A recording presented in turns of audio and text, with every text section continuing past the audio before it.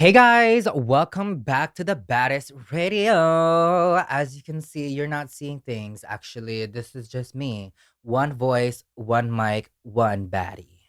This is the solo episode featuring the Baddest. And today we're going to talk a lot about my social media upbringings, everything that comes with social media from building your team, blowing up, having assistants, analytics, algorithms, and everything in between. So if you want to know everything about me and my social media career, keep on watching. Cue the intro. Bretman to Earth, Earth to Bretman. Girl, you already know who it is.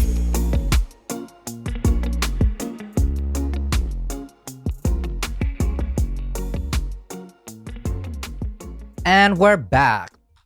Yes, everyone, I am by myself today. And like I mentioned already, I feel like it's been a while since I've had a solo episode, but also I feel like every time I do a solo episode, I'm always talking about my current life and just my life in general. I haven't really even taken the time to really sit back, not just like reflect on my social media career, but also tell you guys about it. I feel like I'm always being asked about social media questions like building teams and whatnot. And I'm always just like, why do I feel like I never talk about that? And even just like down to like how to deal with hate, how to deal with love online. I never talk about it. So today, this entire episode is really just me, well, and Kat. Kat will be the one asking questions. Kat picked out a couple questions, 10 to 20 questions. We'll probably do as many questions as we can in the entire episode. But with that being said, Miss Catty, what did you cook for me Oh, right today? into it. We're I gonna get right into the segments today because when you said 20 questions, I'm like, and you know how I get into things when I answer questions. So, what is she? It's a pound cake with blackberries in it. Period. Black. Also, I have more energy today compared to the last episode because we're actually filming at a regular time today. Miss K always got me filming at the crack of dawn, girl. So if the energy is there today, it's because I ran this morning. Hold on. Let me taste this first. Ah, Is it good? I was just experimenting. this is you experimenting. Hold Yeah. on. We will be back after this break. And we're back. I just pounded out some pound cakes. It was so good. It was so moist, Cap. Thank you. But before I get into the Q&As, let me catch you guys up to speed. I just said I keep talking about my life, but let me talk about my life a little bit. I have caught the running back bug lately. I started running 4 days ago and I've ran 3 times since. And when a bad bitch goes on a run, I go on runs, girl. I don't do 1 mile cutesy runs. No. The shortest distance that I ran the past 4 days have been 3 miles. And I've done 6 miles on my first day, 3 miles, and then today I did 5 miles and a hike with my bestie Jeanette. I've just been in my cardio girl era. I also don't know why my cardio era wants to creep in when I'm trying to gain weight. I trigger warning, I'm gonna be talking about my weight a little bit. So if talking about weight makes you a little irritated, I get it. But I felt like I lost a little bit of my and I'm like, I literally text my boyfriend and I'm like, sis, I need to start gaining weight. So I want to dedicate May to gaining weight, girl. But at the same time, I also gain weight really fast nowadays. So while I'm eating as much as I want, I don't want to forget like working out. So running will do the trick. But also, like I said again, I don't want to trigger anyone, but I feel like whenever I gain weight, it always goes to my stomach and my face first. I am so jealous of people who, when they gain weight, it goes into the right parts of their bodies, like their or their thighs. I would love a thicker thigh, or I want to be built like a slim, thick baddie, but I'm not. I just can't. My ass don't even jiggle. It folds. Like my folds, girl. And so, anyways, I've just been back in my running era. Yesterday we had Easter with my family, which was so fun. It's just also so fun seeing all the kids grow every year. I hope my family is done having kids for now. Princess, if you're watching, please listen to me. don't know if I could have another child running around in my house during these I want to try to do more family stuff, but every time all these children come to my house, I'm always tested. I'm always tested. My patience always tested. And honestly, because my family, we're because they're my family, obviously, we're all cut from the same cloth. We all get super excited. We're all very loud. We always need things now. Even the kids, they want to go egg hunting now. They're gonna go egg hunting now. And I mean, I will say I'm so glad my cousins and my sisters and my brother give birth to such obedient kids. They do take no for an answer. Unlike me, compared to me as a child, I never did. But I don't know if I could handle another kid. Kat, what do you have to say for cooking for all of those kids and babysitting? How many kids yesterday? Oh, 20? I don't think there was 20. There was a lot though. But I love every time before you have a family gathering, we always have like a game plan. We're like, this is off limits. These are the rules. Yes, I'm like yesterday it was giving no one upstairs for sure. Yeah. Because one, I have so many things everywhere upstairs that I'm just like, it's already a mess upstairs. I don't need it a bigger mess, especially when the kids find things. And I'm really not the type to like scold kids. And I think that's why a lot of the kids like coming over to my house is because like they really do whatever. And I have a lot of activities for them to do. I barely say no to them unless they want to play video games. And every time they play video games, they always want me to play. And I'm like, if y'all want to play Just Dance, it's just y'all. It's just y'all. I'm like, I can turn it on, I can put it on, but I don't want to do it. Like, just do it. So I don't know why the kids have to include me. I'm like, I love the fact that they do, but I'm just like, girl, if you want to just dance, y'all just dance. Just y'all. Anyways, that's what I've been up to. To segue into what we're going to be talking about today, which is my social media.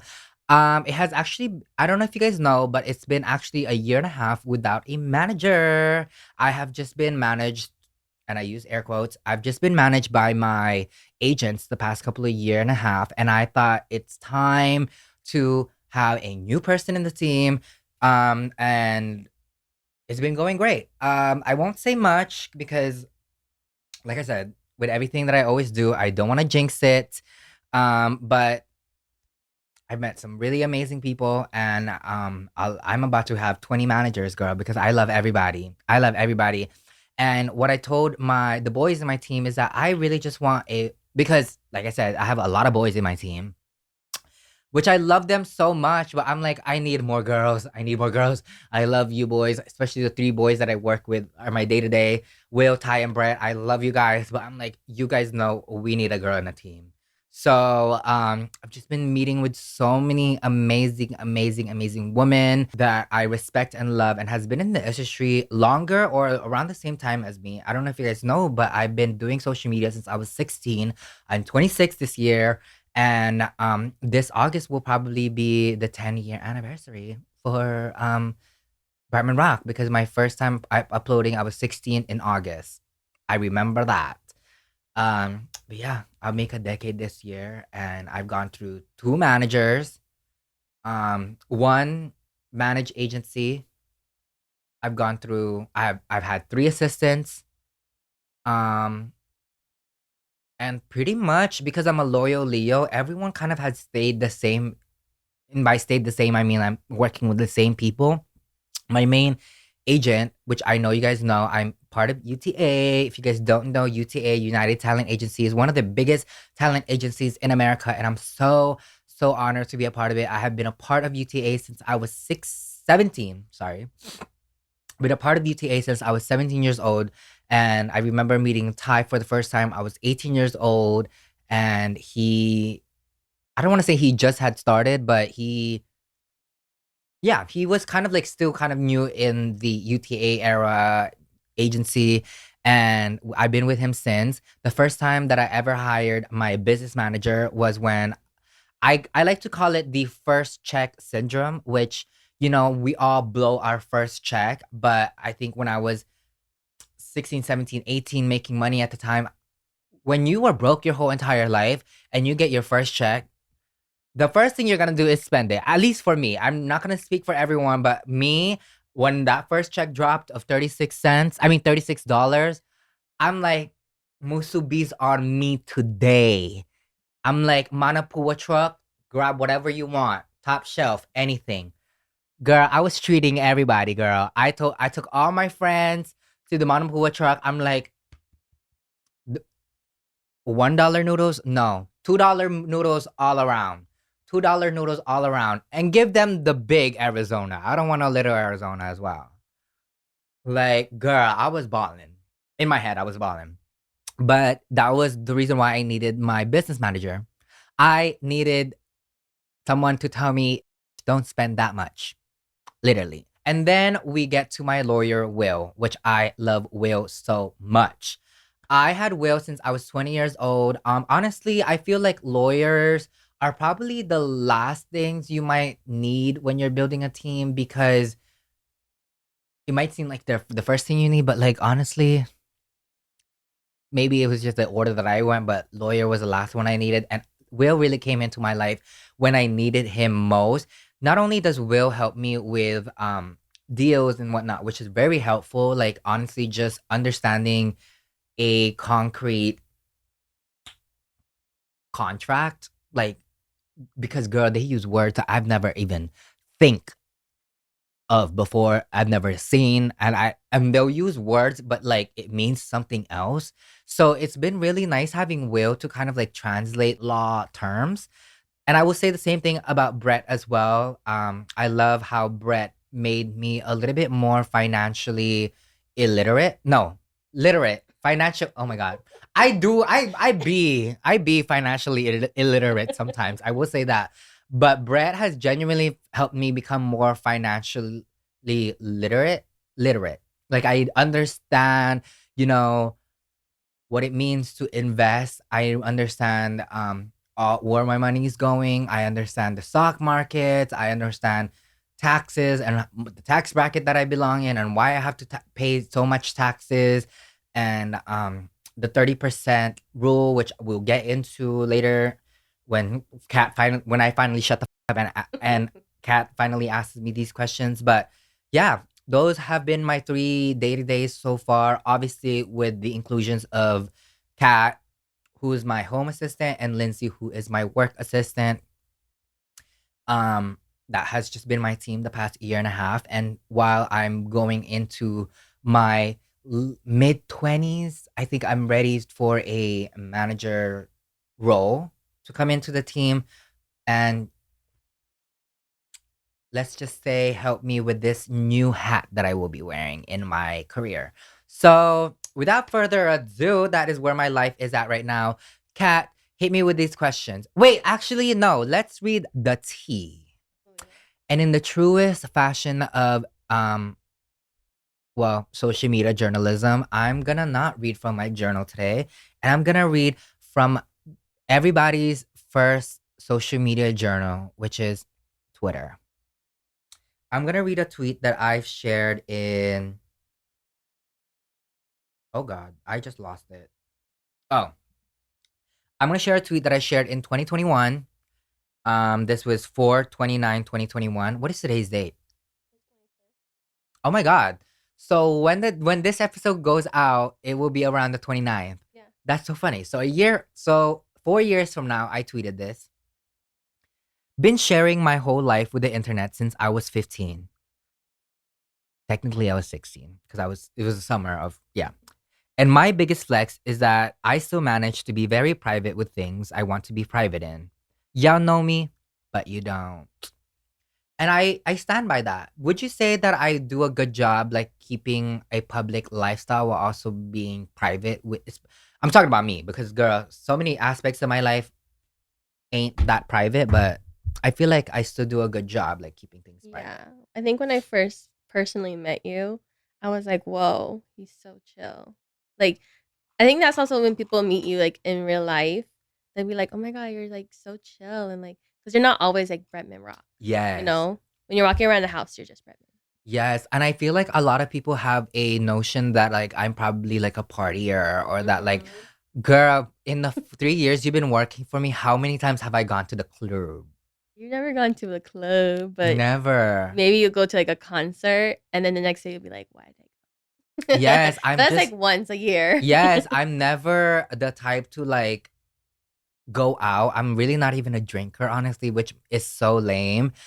Even Coachella, just I don't want to talk about Coachella again. I know it's been 3 episodes of Coachella, but like this Coachella, I was super sober because girl, I just don't even recover the same as I do. Mhm. I'm just a chill bitch. Like Kat knows when she gets at work at 12, she clocks in as I'm clocking out of my day. Like Mhm. my day really ends after I film or post something, and that's because I also wake up very early. But I'm just a chill guru. I don't really be Yeah. doing much.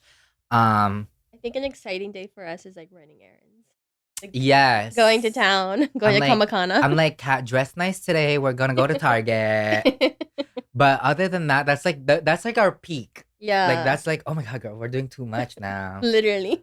But I really don't do much. But also other than that, I also feel like because I've been sharing my life at such a young age, I also learned the ropes at a really young age. So I learned that like people will always make comments whatever you give them access to. And I think that's what I had to learn even with my first relationship. Like nobody could say anything about my first relationship because I didn't give them access to it. Nobody can say anything bad about my mother because I stopped making videos with her. I genuinely could not read I girl, trust me, I can read hate comments about myself up and down all fucking day, bitch. Get creative. Tell me to kill myself. I don't care. But when it comes to my mother, like I cannot. It makes me so emotional because my mother did not ask for this. Like, if anything, I'm always the one begging her to be in my videos. I'm sure you guys have seen like my earlier videos with my mother.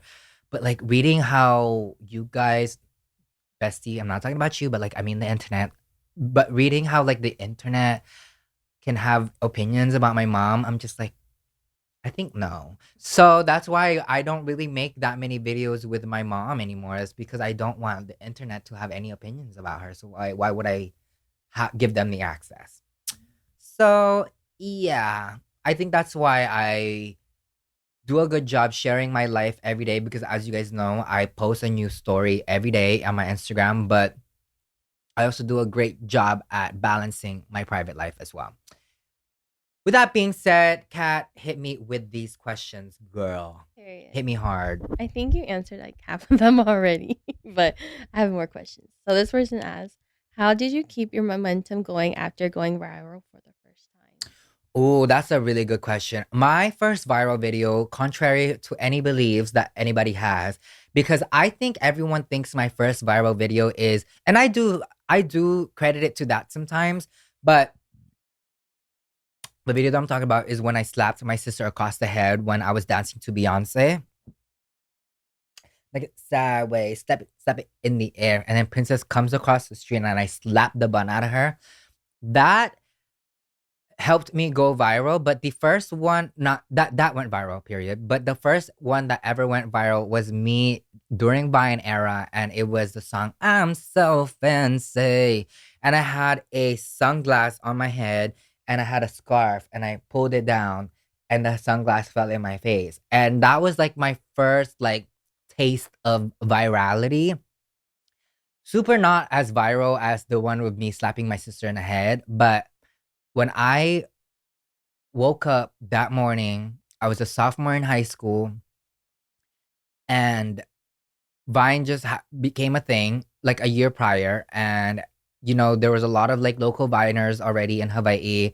And I woke up and my video had like 10K likes.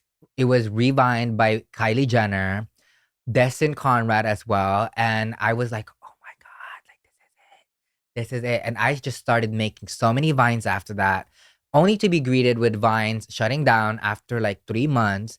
And then where I really, really, really had a following was Snapchat of all things. I s- I became Snapchat famous because I started adding everyone in school. I started adding everyone back that was on Vine, and I would Snapchat every day. I would Snapchat all of my friends every day, and not really post it in my story. I truly would just like, well, no, I post them in my stories and I would send them to my friends. And one day, one of my friend Laura was like, "Girl, you have to upload these on Instagram." So I did. I posted them on Instagram, and I had already like 87 videos saved at the time. So I literally just dumped like 87 videos on Instagram, and I was still private. And at the time, my friend Laura, same girl that told me to post them on Instagram, was like, "Girl, I'm trying to show your video to my uncle, but you're private." So I went off private, and that is where I blew up. Now, going into the princess video of me slapping her in the face, because at this point, when I had blown up from that Vine Snapchat era, I had 10K followers. From the moment I slapped my sister in the head, I had taken off 2 months, and I went from 10K to 2.1 million followers in 2 months, you guys. And I think the reason why that really helped is because as I went viral, it wasn't like it was my first video that went viral. I it um and that was it. I went viral, but I had 87 videos already waiting for the world to see. So I think because I went viral and people were seeing me for the first time, they're like, "Who the hell is this kid?" They probably went on my Instagram page and saw the 87 videos that I had already had saved, and they're like, they probably at the time, thinking back, they probably was like, "Oh my god, look at this kid I discovered." Like he has 80, like all these videos already, but nobody knows him.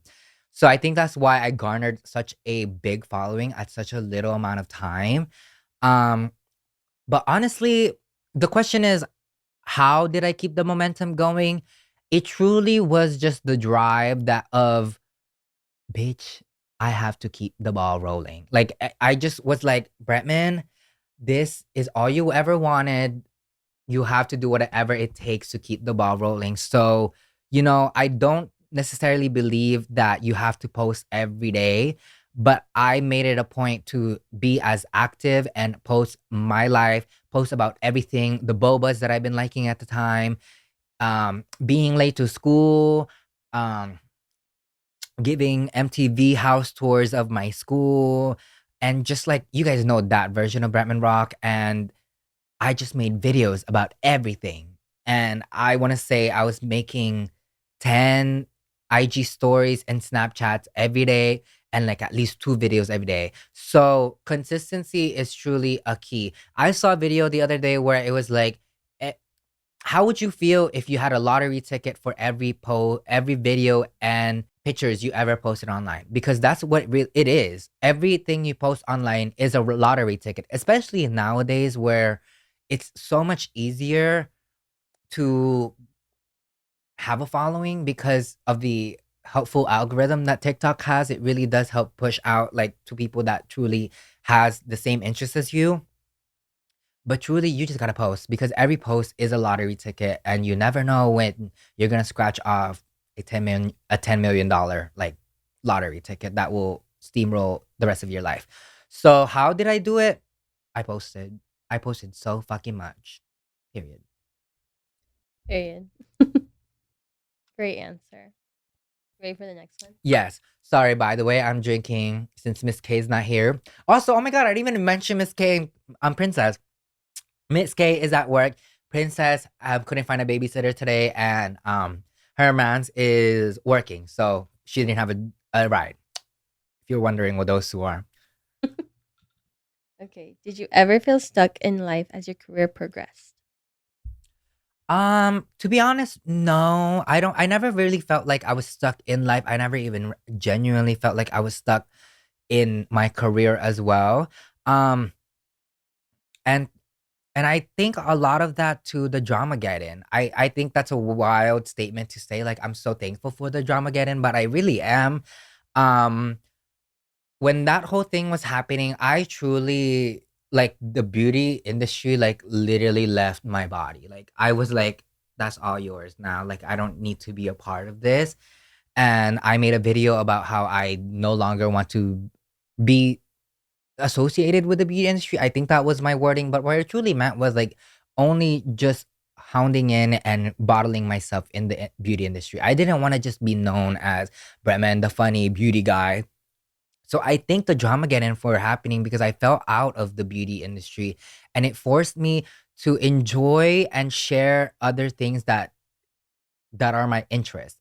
What I always say, and the biggest thing that I've unlocked as somebody that has been doing this for 10 years is that people, especially with, if, not to talk highly of myself, but especially if you're like super personality based, you can kind of do anything. I would say I'm more personality than I am talent.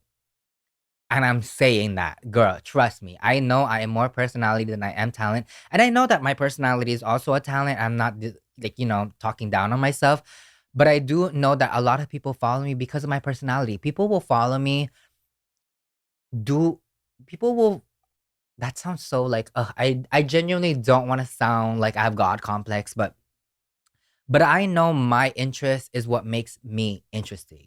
I know that I can make any hobby of mine a content, and I know that I can make content about anything. But I also know that people who have followed me for so many years will watch that content because it's just me in it. For example, when I left the beauty community, I started venturing out more in the fitness world. I started, you know, I started a Nike campaign where I was in their Pride campaigns. I started doing more workout stuff, and because of that, people were doing my ab workouts that I did. People were coming to me for advice when it comes to fitness, even though really my background on fitness was really just high school track and all the sports I've done as a child. Fitness has always been a part of my life, and it was such an easy graduate from beauty because it was already something that I was doing anyways. When it comes to like even farming, people love the fact that I have plants. Like people will watch me talk about plants. I did a plant of the day during COVID. People love um the adventure of just like someone getting their green thumb, which is me as someone, and also just someone talking about plants. I never thought you guys would ever care about me talking about plants. And now, currently, like chickens, these damn chickens, everywhere I go, everyone asks me about these damn chickens, which I love.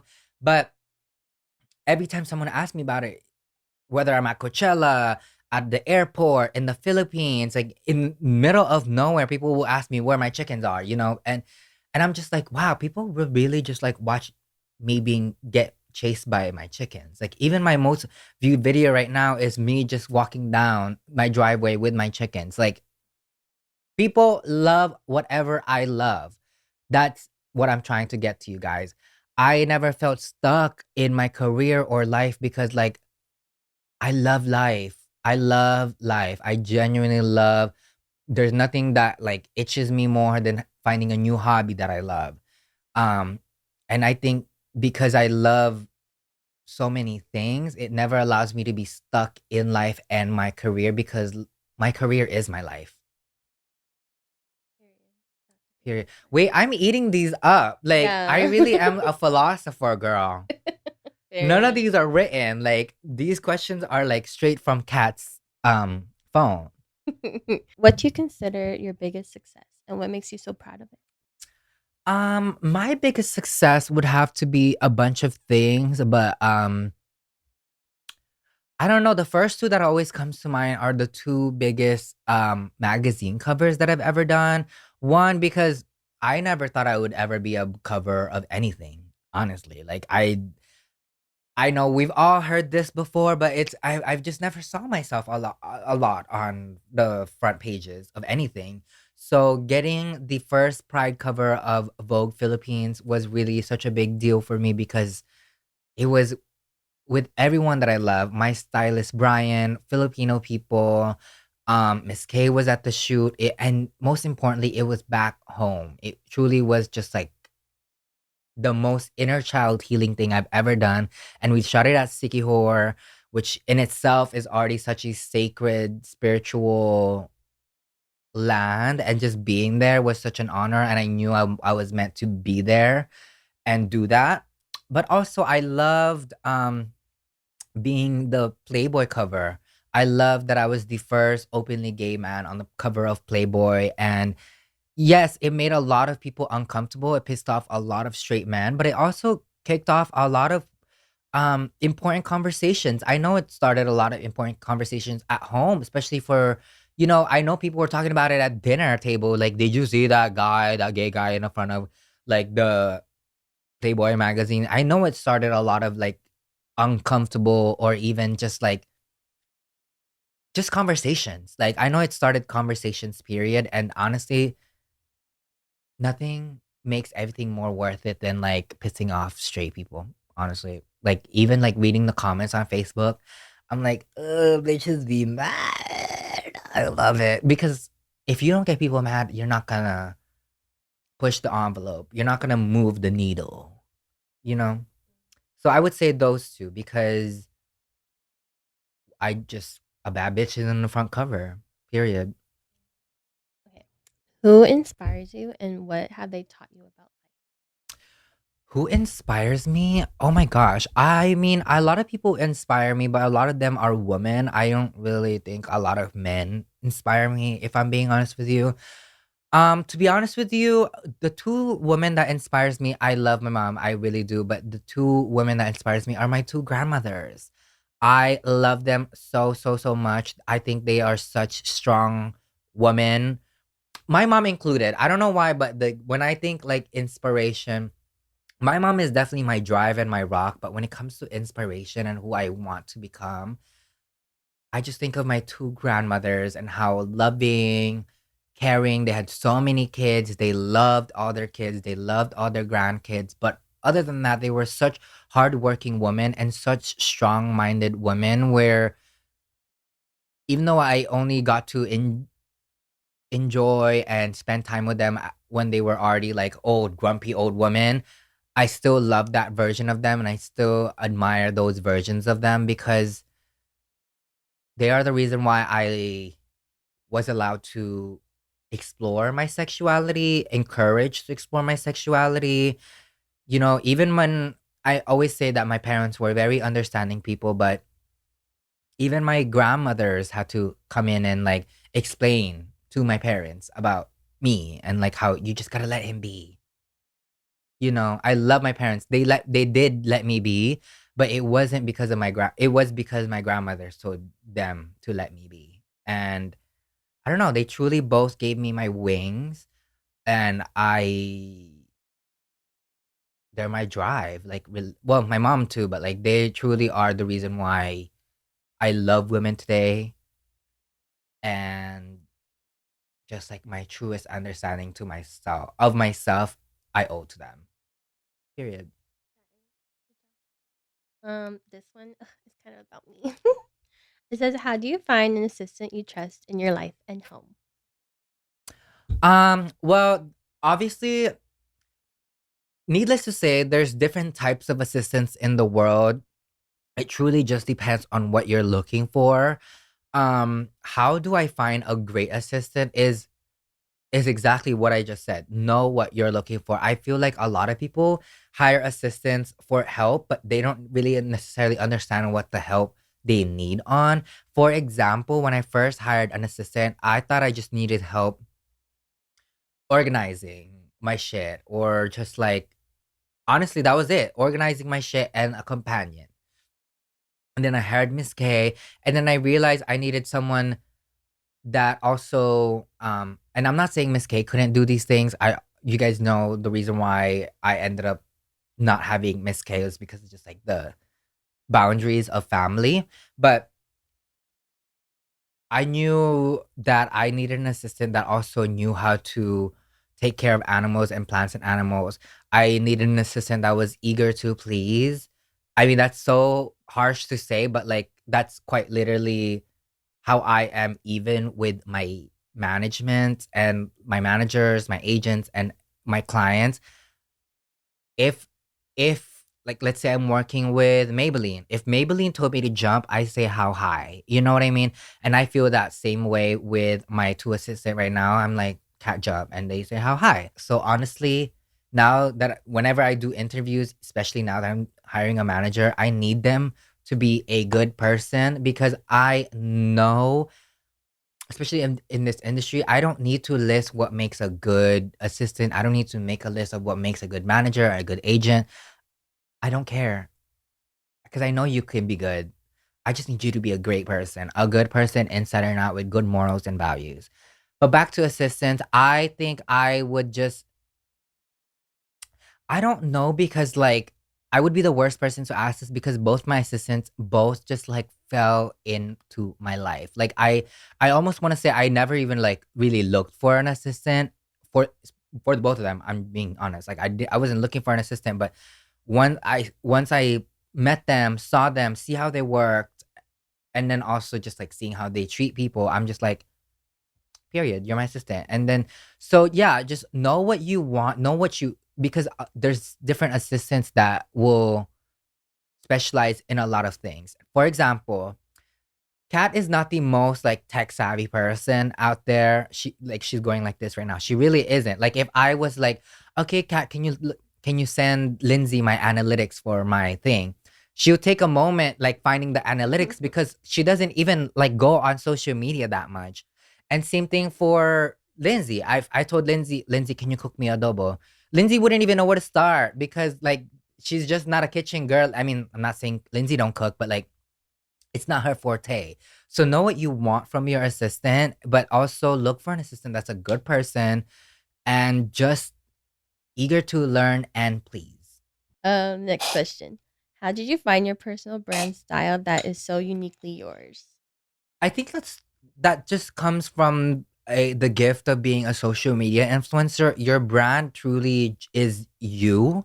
I don't think I sought out to be a uniquely my brand, but I think because when you're a social media personality, the key word there is your personality, and your personality truly becomes your brand.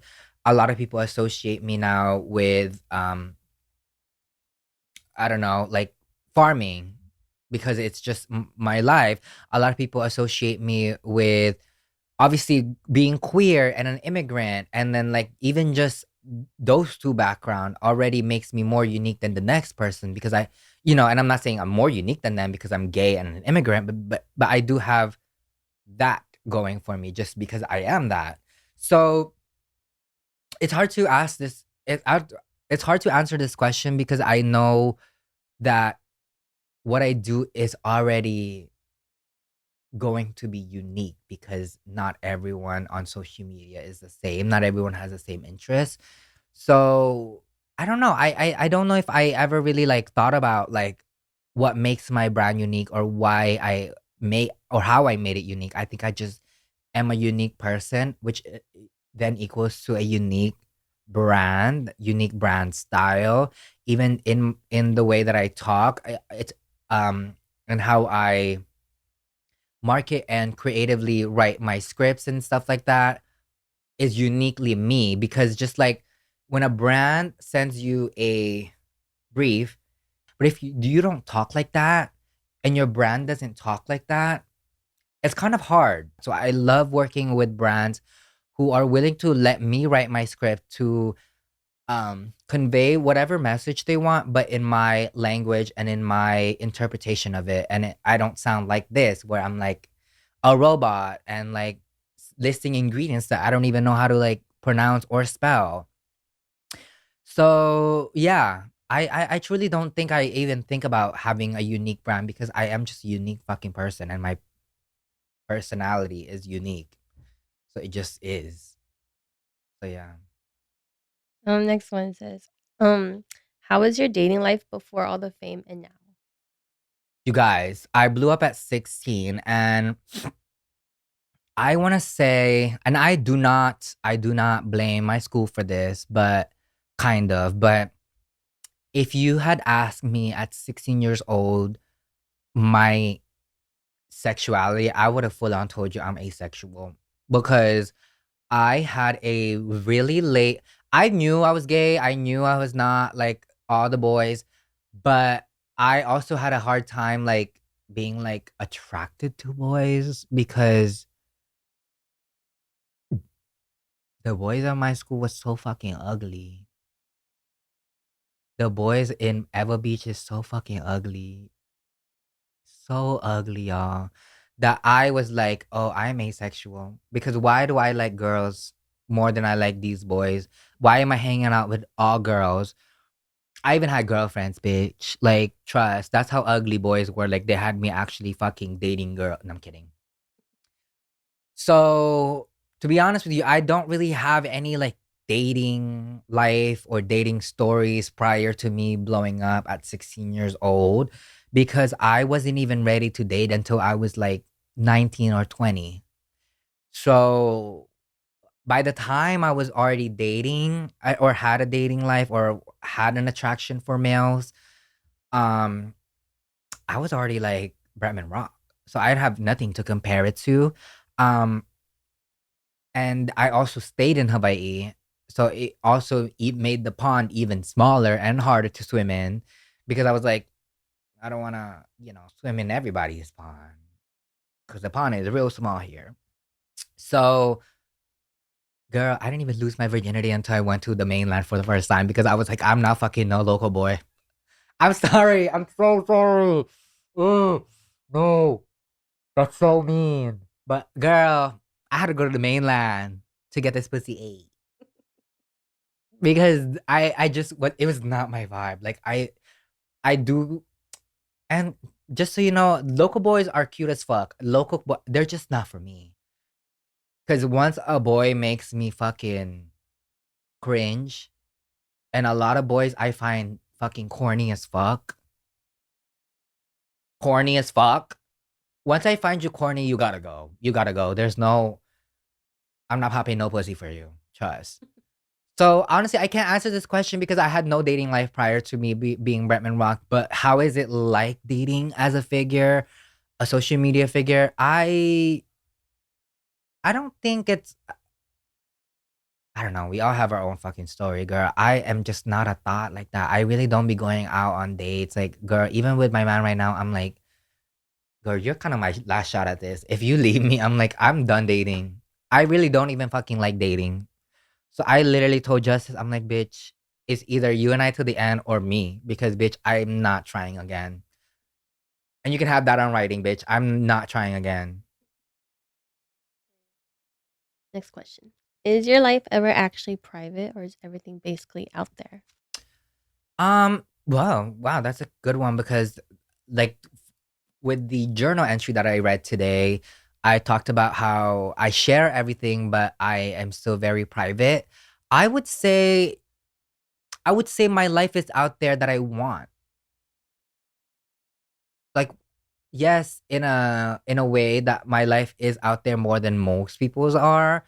Um, because there's even like influencers out there where I'm like, I never even realized this bitch had a sister. Like even just the fact that I share my sister's kids with you guys, my assistants, like that's already very TMI because if you think about it, there's probably so many influencers you never even thought they had siblings. You never even thought they had like assistants or like, even just the fact that I show you guys my house. Like there's influencers out there that just film in one part of their house just obviously for private reasons, but I would say what's out there is what I allow the public to know of me, which like I said again is something that I learned very early on. Thank God that was like such a early on lesson for me is that truly what you put out there is what people will make comment about because what you put out there, people will genuinely start to think it's they have the rights to it. You know what I mean? Like for example, even with my relationship with Justice, every time I'm somewhere and he's not around, he's like, "What about your boyfriend?" Like I'm like, he has a job, like he has other things to do. Like I don't need to be bringing my boyfriend every workplace that I go to, So and people think they have the rights to ask me that, which I don't mind, but because I share my boyfriend.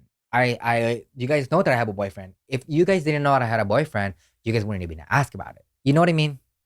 I think I sound like a broken record now. So I'm gonna leave it there. What you were saying earlier, what's the 30% rule? Mm. Well, the 30% rule is the first rule that Brett had told me with paychecks.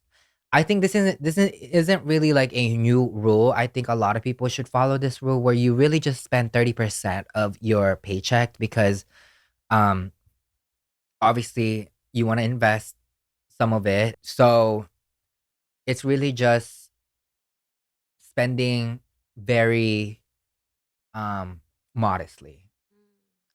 What is conservatively? Okay. Like spending your paychecks conservatively so that you have investments and money for taxes when that day comes. That's smart. Yeah. Do you suggest investing for new influencers?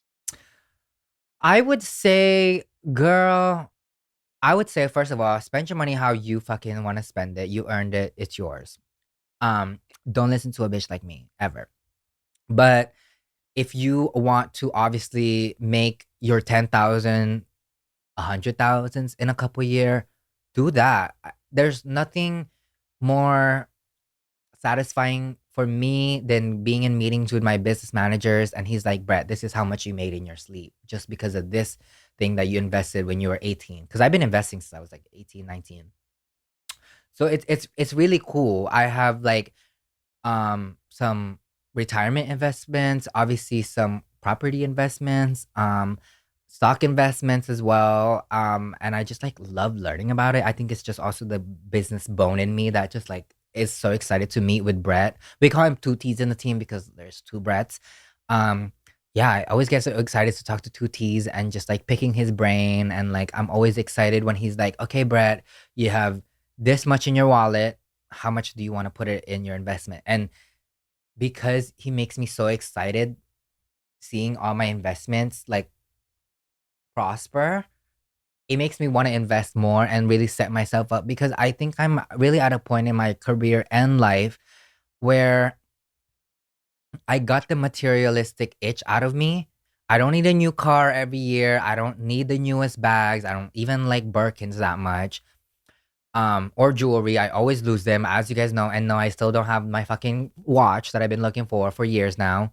Um, but I think because I got all the materialistic itch out of me, I think I'm just now just like, okay, Brett, how do we keep this lifestyle? Because yes, I have the ball rolling from going back from that first question, but girl, I still gotta keep the ball rolling to keep up this lifestyle. I wanna live where I live now for the rest of my life. So how do I keep that? I wanna, I want all my chickens and my dogs to live a happy life. And how do I keep their fucking food bowls fed or full? Anyways, yeah. Someone asked, do you have any advice about self love? Self-love is going to be the most important um thing you could ever do with any career that you do. Self-love is probably the hardest thing that I learned. Um Even with just myself and my career, I think and I think as a Leo also it comes to me very easily, but sometimes obviously very easily forgotten as well to take care of yourself. But I think I've talked about this in with Pretty Basic before, but I think realizing that self-love doesn't just end with your your inner self. I think you also self-love also you have to take care of your outer self. Like I think it's so hard to talk about this, but when I realized that I have to not only take care and give self-love to Bretman, I have to give self-love to Bretman Rock as well. I think that was probably the hardest thing I ever had to learn and even digest in therapy was just like, girl, you have two entities you have to take care of and to remind both of them that you love both of them and that to also remind both of them that they're two different people, same body. And I don't mean to like sound like profound or anything, but truly I'm just talking about like my internet self and my everyday self. You got to take care of both of them. Um and truly journaling helps.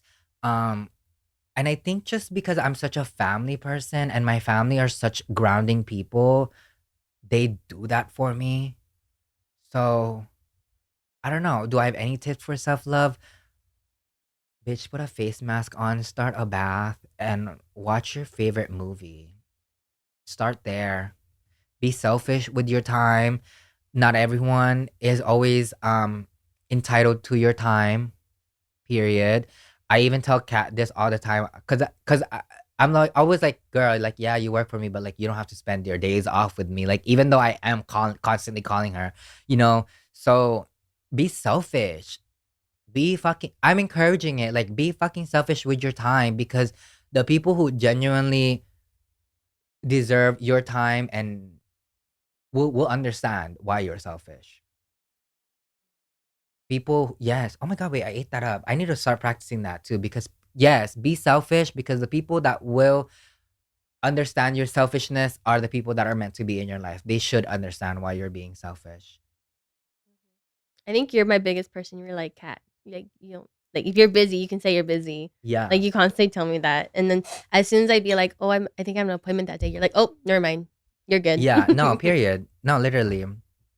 Because I'm like, I'm the same. I'm like, and same with you and Lindsay. I'm like, girl, don't come today. Or like, don't call me today at all. It's the weekend. And like, you both respect that. And, yeah. This question says, how do brand deals work, and how do you know when to turn them down? Oh, that's a good one. How do brand deals work? Well, first of all, usually the brand reaches out to you. Um, but I will say, you didn't ask this, but I'll do a quick little tip. Sometimes you guys really have to flirt with the brand. I think a lot of influencers these days think the brands will just reach out to you and like you don't have to put in the work, which work if you believe that work. But sometimes if I know I want a deal, I would do some free content for a brand. So they'll be like, Bretman naturally loves us already, so let's reach out to him.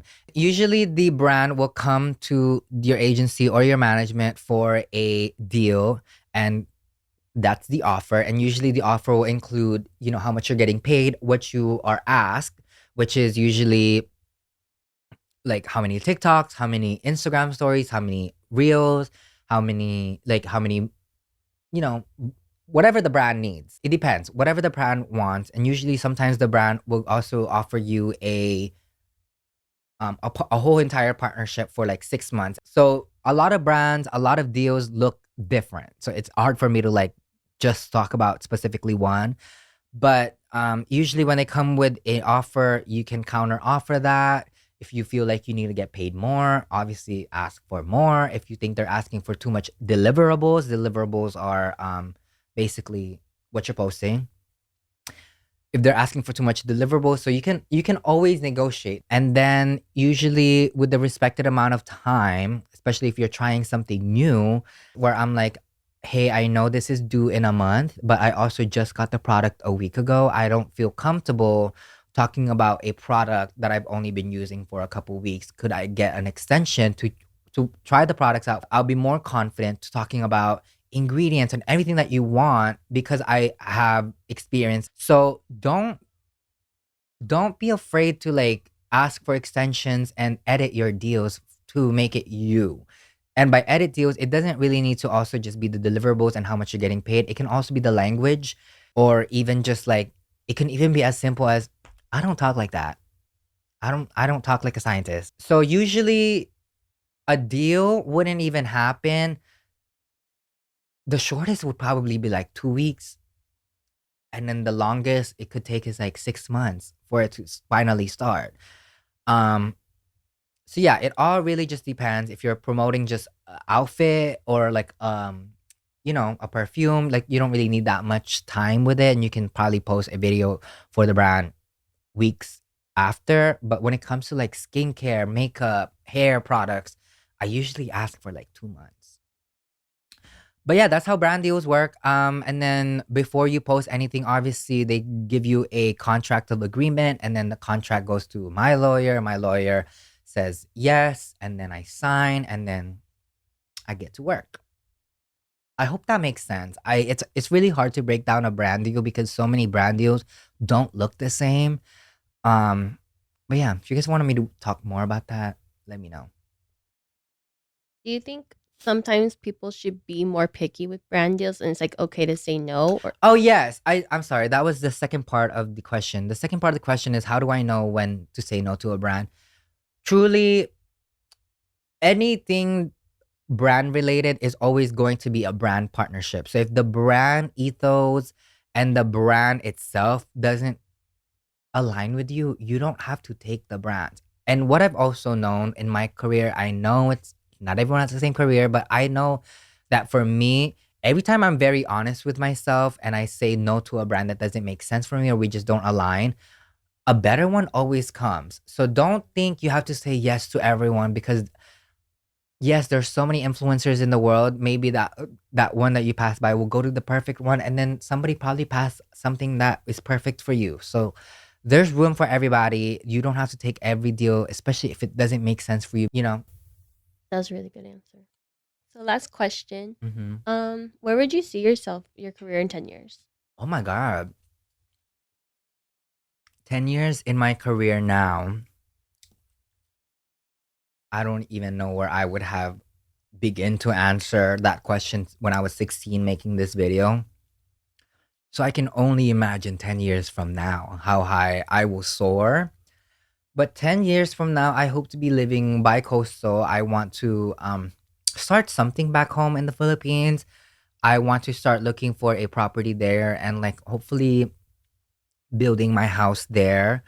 Um, that's for more personal stuff, but I think 10 years from now, I would love to wear a different hat that I wear as an influencer. I want to be a brand owner. I want to start my own generational brand, something that, my family can call theirs.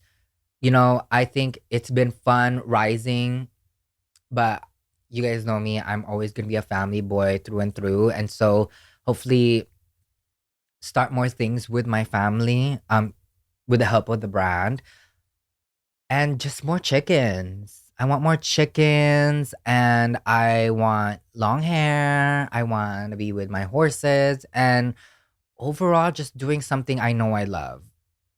And I don't want to be doing something I don't like. So, as long as I love it, I will do it. And I think that's what I see myself 10 years from now. Period. Should we do product of the day? Yeah, let's do it. Okay. So, the product of the day. Oh my gosh.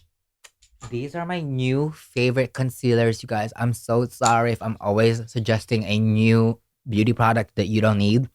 But this is the concealer that like Hailey Bieber was using once upon a time, and she was like doing 2 dots in her face, and that's all she needed. And I was like, girl, I need to get that. Do you guys hear this?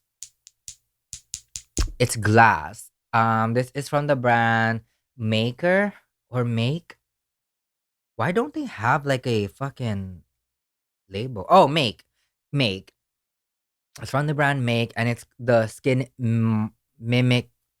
My gosh, Mimetic concealer, Mimitic concealer. This is the Skin Mimitic concealer. I don't fucking know. I love it. I am in the shade. My face is the shade 9 tan, and my under eye is the 8 medium tan. So I love this so much. I kind of just don't use foundation these days. I just use concealer. I use this for my under eye and this for the rest of my face. It's all I've been using since Coachella, actually. So, yeah, if you guys are looking for a new concealer that literally looks like skin, oh my god, my fucking throat is burping. Try the Make one.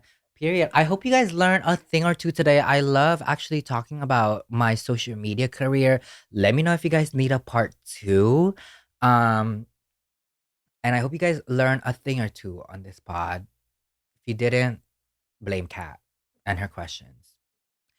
Anyways, follow me on all of my social media. Everything is at Bretman Rock. And make sure you guys follow the Baddest Radio. And you guys watch every episode on anywhere you get your podcast. I love you guys. And I will see you soon. And I promise next week's episode is going to be a good one because I'm not going to wrap up season 1 without doing the promised episode with Justice. So hopefully Justice can do the video with me this week because your girl is leaving for the Philippines. Better than Billie Jeans. Um, girl, bye.